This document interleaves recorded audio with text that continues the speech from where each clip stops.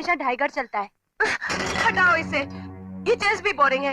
प्यार इन झूठे बनावटी रिश्तों से कई ज्यादा ऊंचा होता है। विराट छोड़ो, विराट छोड़ो, विराट छोड़ो।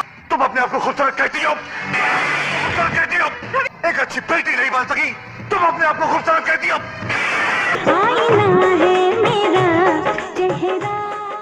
साल 1993 में यशराज फिल्म्स की तरफ से back to back 2 psychological thriller romantic drama फिल्में देखने के लिए मिली, जिनमें से पहली फिल्म थी डर, और इसमें जो साइको रोल है वो निभाया था शाहरुख खान ने।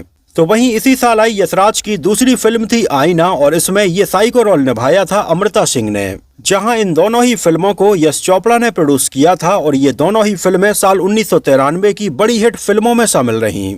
जहां फिल्म डर में अपने लवर को पाने के लिए शाहरुख खान का ऑब्सेशन हमें देखने के लिए मिला, तो वहीं फिल्म आईना में अमृता सिंह का ऑब्सेशन देखने के लिए मिला था अपने बहन के पति को पाने के लिए।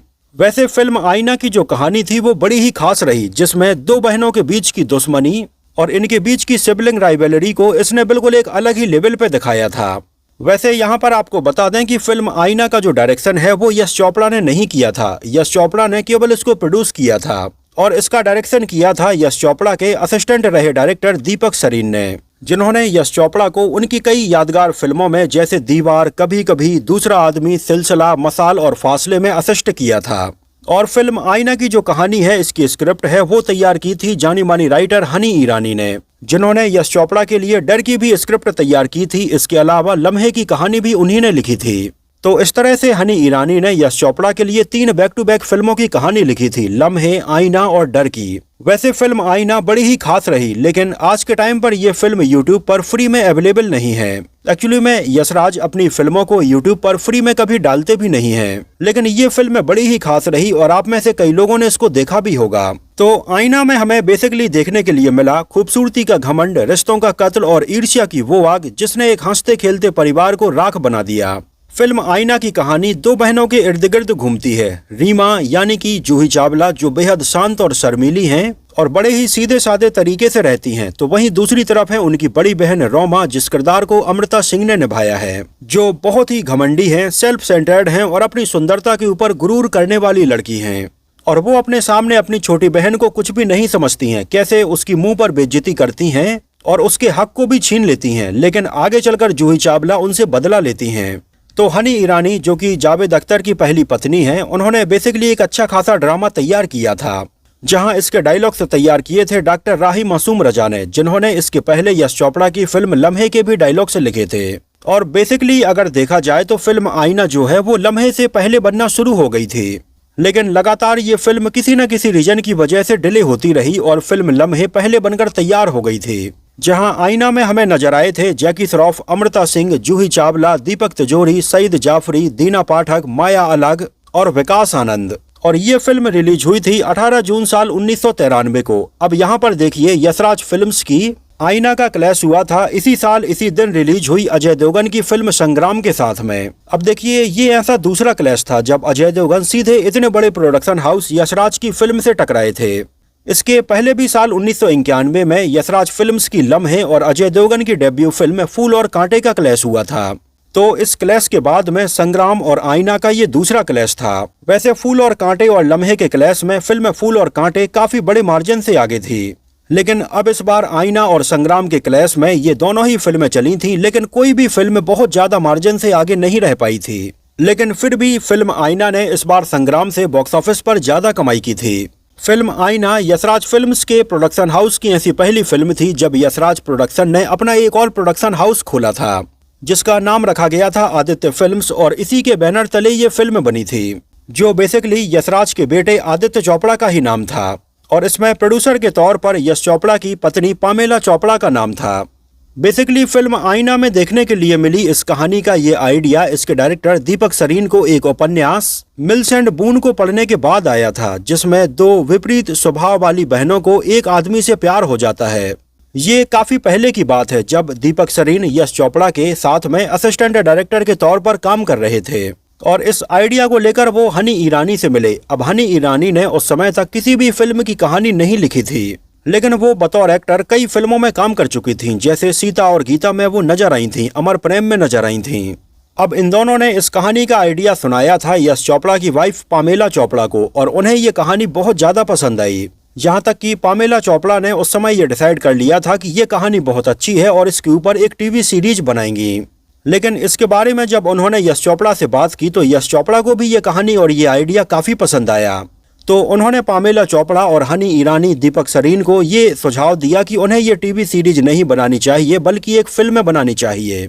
और इस तरह से इस कहानी के ऊपर काम होना शुरू हुआ, जो बेसिकली पहले एक टीवी सीरीज बनने वाली थी वो अब फिल्म बन गई और फिल्म के हिसाब से ही इसके पूरे डायलॉग्स और स्क्रिप्ट तैयार की गई। और वैसे आपको बता दें कि ये स्क्रिप्ट लम्हे के पहले तैयार हो गई थी, तो ये पहले से ही डिसाइड हो चुका था कि फिल्म को यश चोपड़ा डायरेक्ट नहीं करेंगे, वो लम्हे का डायरेक्शन करेंगे और फिल्म आईना को उनके असिस्टेंट रहे डायरेक्टर दीपक सरीन डायरेक्ट करेंगे। लेकिन उन दोनों फिल्म लम्हे पहले बनना शुरू हो गई थी और मात्र 2 शेड्यूल में ये फिल्म पूरी बनकर तैयार भी हो गई थी। वैसे बेसिकली फिल्म आईना की ये जो कहानी है ये काफी हद तक साल 1986 में आई जितेंद्र की फिल्म सुहागन से भी काफी मिलती जुलती नजर आती है, जिसमें जितेंद्र के साथ में श्रीदेवी और पद्मिनी कोल्हापुरी नजर आई थी। वैसे आपको बता दें कि पहले इसमें लीड एक्टर के तौर पर इसमें फिल्म लम्हे में देखने के लिए मिले मॉडल और एक्टर दीपक मल्होत्रा नजर आने वाले थे, जहां यश चोपड़ा को वो काफी पसंद आए थे और फिल्म आईना में उन्हें लेने की बात भी चल रही थी। और दीपक मल्होत्रा के साथ में नेगेटिव रोल में पहले सोनू बालिया को साइन किया जा रहा था, लेकिन सोनू बालिया को लगा कि एक तो ये नेगेटिव रोल है और ऊपर से यश चोपड़ा इसका डायरेक्शन भी नहीं कर रहे हैं और उनके अपोजिट बिल्कुल ही नए हीरो हैं दीपक मल्होत्रा। तो इन सारी चीजों को देखते हुए सोनू बालिया ने इसको ठुकरा दिया था। खैर, सोनू बालिया के बाद एक समय ये रोल ऑफर हुआ था सोनम को भी, जिन्होंने यश चोपड़ा की ही फिल्म विजय से अपना डेब्यू किया था, लेकिन उन दोनों सोनम अपनी शादी करने की तैयारी में थी। हालांकि यश चोपड़ा ने सोनम को कई बार मना करने की कोशिश की कि वो अपने करियर के बिल्कुल पीक पर हैं और वो अभी शादी ना करें, लेकिन सोनम ने साल 1991 में जाने माने डायरेक्टर राजीव राय से शादी कर ली थी, जिन्होंने त्रिदेव, विश्वात्मा और मोहरा जैसी फिल्में बनाई हैं। तो इस तरह से सोनम भी इसमें काम नहीं कर पाई थी। खैर, आगे चलकर स्टार कास्ट में कई बदलाव होते रहे, जहां एक समय तो जूही चावला वाले रोल के लिए यश चोपड़ा ने श्रीदेवी जी को अप्रोच किया था, जो उन दोनों यश चोपड़ा के साथ में फिल्म लम्हे में काम भी कर रही थीं। लेकिन अब लम्हे में श्रीदेवी जी का जो रोल था वो बड़ा ही जबरदस्त था और इसमें उनके डबल रोल थे और आईना में ये रोल काफी छोटा था, तो श्रीदेवी जी ने उस समय ये साफ साफ मना कर दिया था। यहाँ तक कि उन दिनों श्रीदेवी जी ने अपने एक इंटरव्यू में ये तक बोल दिया था कि वो यशराज फिल्म्स की किसी भी फिल्म में काम नहीं करेंगी जब तक उनका जो किरदार है वो उनके द्वारा फिल्म लम्हे में निभाई गई फिल्म से ज्यादा ना हो। तो श्रीदेवी जी से बात नहीं बन पाई। इधर फिल्म लम्हे रिलीज हुई, लोगों ने इसको पसंद तो किया, लेकिन ये फिल्म कोई बहुत ज्यादा नहीं चल पाई थी और इसमें नजर आने वाले दीपक मल्होत्रा का काम भी लोगों को कुछ खास पसंद नहीं आया था। तो फिल्म आईना में से दीपक मल्होत्रा को बाहर कर दिया गया था और किसी सीनियर एक्टर को लिए जाने का विचार हो रहा था। तभी इससे जैकी श्रॉफ जुड़ गए, जिनकी यशराज के साथ में ये पहली फिल्म थी। एक्चुअली में जैकी श्रॉफ ने इसके पहले फिल्म लम्हे के लिए भी ऑडिशन दिया था, जहां जैकी श्रॉफ ने क्लीन शेव में अपनी कुछ फोटोज यश चोपड़ा को दिखाई थी कि उन्हें वो फिल्म लम्हे में साइन कर लें। और यश चोपड़ा को क्लीन शेव जैकी श्रॉफ काफी पसंद भी आए थे, लेकिन फिर भी उन्हें ऐसा लगा कि फिल्म लम्हे के हिसाब से जैकी श्रॉफ की उम्र थोड़ी ज्यादा दिख रही है और उन्होंने इसमें अनिल कपूर को लिया था। खैर, फिल्म आईना जब जैकी श्रॉफ को ऑफर हुई तो जैकी श्रॉफ तुरंत इसमें काम करने के लिए तैयार हो गए थे, लेकिन अभी भी इसके लिए एक्ट्रेस डिसाइड नहीं हो पा रही थी। जहां एक समय तो डिम्पल कपाड़िया को भी अमृता सिंह वाला रोल ऑफर हुआ था, लेकिन सेम वही नेगेटिव रोल के चलते उस समय डिम्पल कपाड़िया ने इसमें काम करने से मना कर दिया था। एक्चुअली ये वो समय था जब ज्यादातर एक्ट्रेस फिल्मों में नेगेटिव रोल नहीं करती थीं, क्योंकि उस समय उनको ऐसा लगता था कि अगर वो किसी फिल्म में नेगेटिव रोल करेंगी तो उनकी इमेज वैसी ही बन जाएगी और इसके बाद उन्हें आगे चलकर शायद फिल्मों में लीड रोल न मिले, ऐसे ही नेगेटिव रोल ही मिलते रहे। तो उस समय फिल्म आईना में रखा गया ये काफी रिस्की रोल था और कोई भी एक्ट्रेस इसके लिए तैयार नहीं हो रही थी। एक एक्ट्रेस थी सीबा, जिन्होंने इसमें जूही चावला वाले रोल के लिए ऑडिशन दिया था और उनका ऑडिशन हुआ था सलवार सूट में और उन्होंने एक चश्मा भी लगाया हुआ था और ये इस किरदार की डिमांड भी थी, लेकिन सीबा इस रोल में साइन नहीं हो पाई थी और इसके बारे में आगे चलकर उन्होंने अपने एक इंटरव्यू में बताया था कि यश चोपड़ा को उनका सलवार सूट पसंद नहीं आया था। खैर, काफी प्रयास करने के बाद अमृता सिंह इससे जुड़ी और अमृता सिंह को पहले ये दोनों ही रोल ऑफर हुए थे कि वो जिस रोल को करना चाहें वो कर सकती हैं और अमृता सिंह अगर चाहती तो आराम से इसमें जूही चावला वाले पॉजिटिव रोल को कर सकती थीं। लेकिन अमृता सिंह उन दिनों अपने करियर में काफी चैलेंजिंग और अलग तरह के रोल करने की तैयारी में थीं और उन्होंने इसमें पॉजिटिव रोल नहीं बल्कि नेगेटिव रोल को चुना, ये पता होते हुए भी कि इस नेगेटिव रोल में कितना ज्यादा रिस्क है। लेकिन आपको बता दें कि अमृता सिंह उन दिनों नेगेटिव रोल के ऊपर बहुत ज्यादा फोकस कर रही थीं। जैसे इसके पहले उन्होंने साल 1992 में सलमान खान की फिल्म सूर्यवंशी में भी कुछ ऐसा ही नेगेटिव रोल निभाया था। यहाँ तक कि शाहरुख खान के साथ में भी साल 1992 में आई फिल्म राजू बन गया जेंटलमैन में भी उनके किरदार में काफी नेगेटिव शेड्स थे। और इन दोनों ही फिल्मों के बाद वो आईना में नेगेटिव रोल में नजर आईं और फिल्म आईना के कई साल बाद साल 2005 में आई फिल्म कलयुग में भी वो नेगेटिव रोल में नजर आईं। तो इस तरह से अमृता सिंह ने फिल्म आईना में ये नेगेटिव रोल निभाया था और फिल्म आईना में उनके द्वारा निभाया गया ये रोल उनके करियर के लिए बड़ा ब्रेक थ्रू साबित हुआ, जहां पहली बार अमृता सिंह को उनके करियर का बेस्ट सपोर्टिंग एक्ट्रेस का फिल्म फेयर अवार्ड मिला था और अमृता सिंह के काम की बहुत तारीफ हुई। वैसे आपको बता दें कि फिल्म फेयर अवार्ड के इसी फंक्शन में इस साल फिल्म आईना में नजर आने वाली जूही चावला को भी बेस्ट एक्ट्रेस का अवार्ड मिला था, लेकिन ये फिल्म थी हम है राही प्यार के।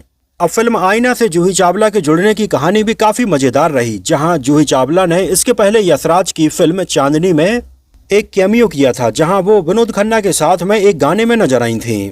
तो यश चोपड़ा के द्वारा आईना के लिए अप्रोच करने के बाद वो इसमें काम करने के लिए तैयार हो गई थीं, जहां आईना में उनका रोल बहुत ही सीधी सादी और सिंपल लड़की का होने वाला था।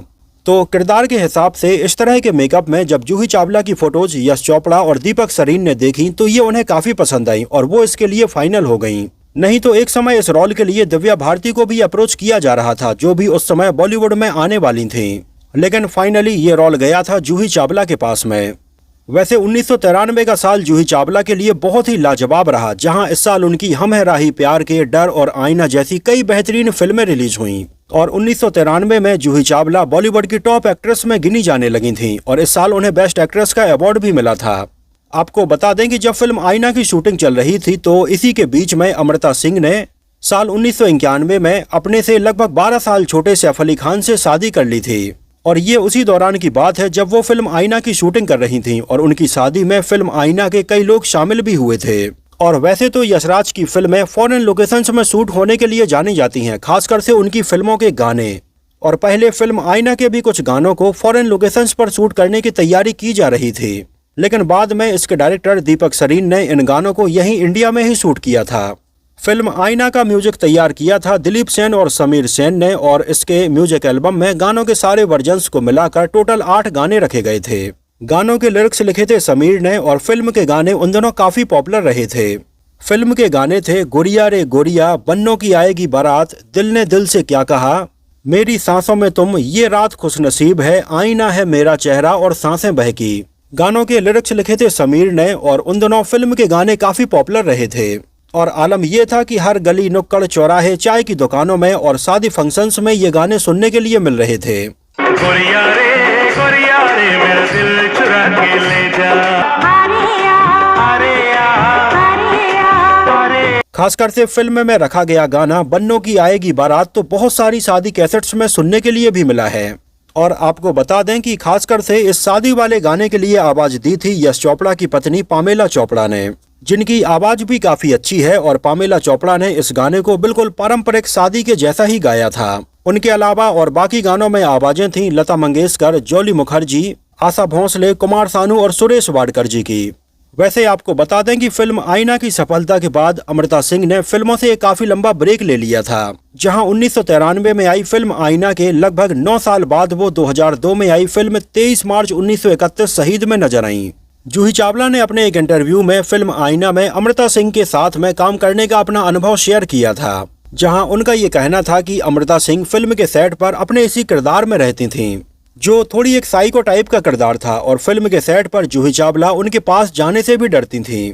आपको बता दें कि जूही चावला की अमृता सिंह के साथ में आई ये तीसरी फिल्म थी। इसके पहले ये दोनों साथ में फिल्म CID में राजू बन गया जेंटलमैन में नजर आ चुकी थीं। ये फिल्म साल 1990 से 1993 के बीच में बनी है और इस दौरान फिल्म में जैकी श्रॉफ की बदलती हुई हेयर स्टाइल और उनके मूंछों के लुक को आप नोटिस कर सकते हैं। फिल्म के कुछ एक सीन में हमें थोड़ी बहुत गलतियां भी नजर आती हैं, जैसे जैकी श्रॉफ के ये कांच तोड़ने वाला सीन ही देखिए।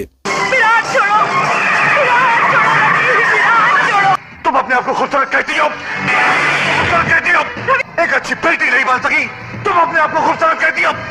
जहां पहले जैकी श्रॉफ अमृता सिंह के साथ में खड़े होते हैं और उनके हाथ में कुछ भी नहीं होता है, लेकिन इसके अगले ही सीन में जैकी श्रॉफ के हाथ में मेटल की एक रॉड होती है और उससे वो कांच को तोड़ने लगते हैं। मतलब उनके आसपास में ऐसा कुछ भी नहीं था, फिर भी अगले ही सीन में ये छड़ी अचानक से उनके हाथ में आ जाती है। एक नज़र डालते हैं इसके बजट और बॉक्स ऑफिस कलेक्शन के ऊपर, तो फिल्म का टोटल बजट रखा गया था लगभग 2 करोड़ 10 लाख रुपए और उस समय इंडिया में इसने कलेक्शन किया था लगभग 3 करोड़ 80 लाख रुपए और वर्ल्ड वाइड में लगभग 6.5 करोड़ रुपए का कलेक्शन हुआ। और फिल्म आईना इस साल आई एक हिट फिल्म रही थी, जहां 1993 में ये पैसे कमाने के मामले में 16वें नंबर पर रही थी। वैसे 1993 में हमें कई बेहतरीन फिल्में देखने के लिए मिली, जिनमें आंखें, खलनायक, डर, बाजीगर, दामनी, गुमराह, हम है राही प्यार के और तिरंगा जैसी कई फिल्में शामिल थीं। फिल्म आईना को IMDb पर 6.1 आउट ऑफ 10 रेटिंग मिली हुई है। फिल्म आईना की ये कहानी इतनी अच्छी थी कि आगे चलकर इसको कई भाषाओं में रीमेक बनाया गया था, जैसे तेलुगु में साल 1995 में आयानाकी इदुरु के नाम से, जिसमें जगपति बाबू नजर आए थे। तमिल में साल 1997 में कलायना विभोगम के नाम से और कन्नड़ा में साल 2000 में यारे नी अभिमानी के नाम से बनाया गया था, जिसमें शिवराज कुमार नजर आए थे।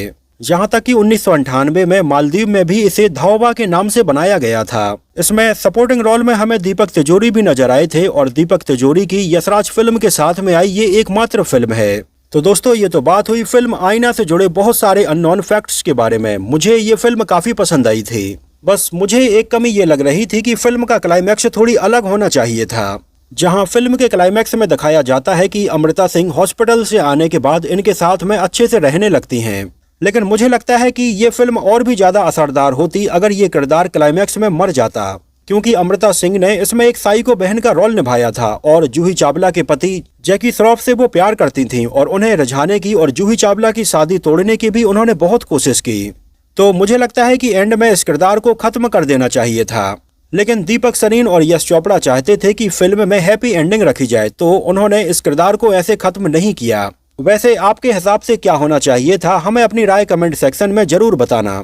तो इस वीडियो में इतना ही। अगर ये वीडियो आपको पसंद आया हो, मेरी मेहनत आपको पसंद आई हो, तो इसको प्लीज लाइक करके मुझे इस बात का जवाब जरूर दीजिए। और अगर आप में से फिल्म आईना को किसी ने सिनेमा हॉल में देखा हो तो हमें सिनेमा हॉल का नाम और शहर का नाम भी जरूर बताना। तो मिलते हैं किसी नए वीडियो में कुछ और ऐसी ही इंटरेस्टिंग और रोचक बातों के साथ।